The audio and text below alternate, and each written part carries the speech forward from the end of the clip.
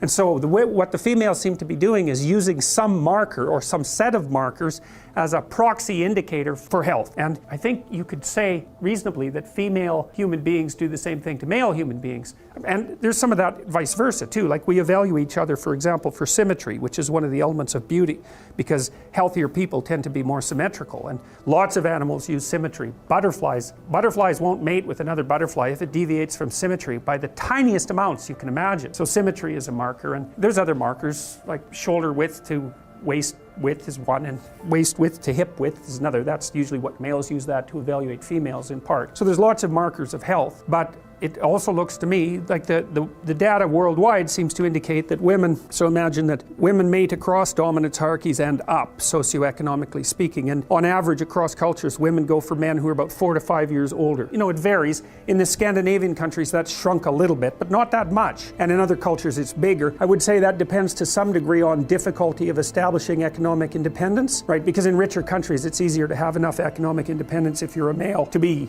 a useful participant in the process of having children. But it doesn't matter. Cross-culturally, it's still across and up, where men mate across and down. They don't care much about socioeconomic status. It doesn't seem to be part of their selection method, generally speaking. So I think that part of that is also the ability of women to select for male health. It's something like that, because it isn't only that, because if you're healthy and energetic, you're much more likely to be successful, because it's very hard to be successful if you're ill, obviously. I mean, so because the competition is just too high. And both genders, both sexes select each other for attractiveness, both select for intelligence, both select for personality, although there are differences there in terms of what's stressed. So I think you can derive a couple of things out of this, and this is where I think people are different than other animals. Importantly different is that, so you imagine that there's tremendous selection pressure towards the production, let's say, of men who are good at climbing male dominance hierarchies, or climbing the male dominance hierarchy. But the thing that's so interesting about people is that we've multiplied our dominance hierarchies. You know, if you take an animal that's got a rather static behavioral pattern, then there's a single hierarchy. Elephant seals are a good example of that. So elephant seals, the males are absolutely massive. They're way, way bigger than the females.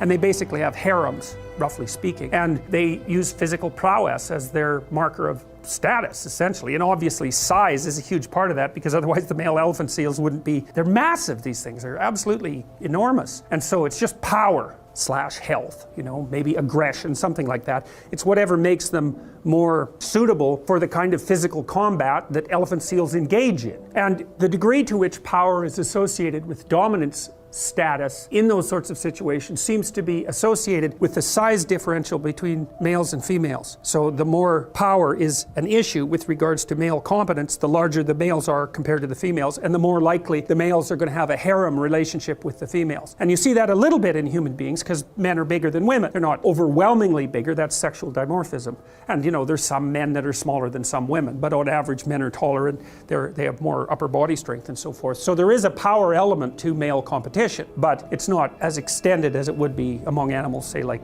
elephant seals. So in the elephant seal, you see maybe there's one stable set of traits that's being selected for that makes the males more likely to reproduce. But human beings, we're very weird creatures because we're so conceptually flexible. And so what seems to have happened, maybe males started selecting each other in dominance competitions for something like cognitive flexibility and conscientiousness. It's something like that. So that would be the ability to abstractly represent the world, and then the ability to operate effectively within it, to represent yourself socially in a way, and then to carry through with that, because that enables people to trust you. So it's something like that. And so that produced cortical expansion, and then women were selecting men who were good at that, and that produced cortical expansion. And then there's an arms race between women and men with regards to intelligence. So the women kept up, or they certainly kept up with intelligence as the evolutionary cycle continued.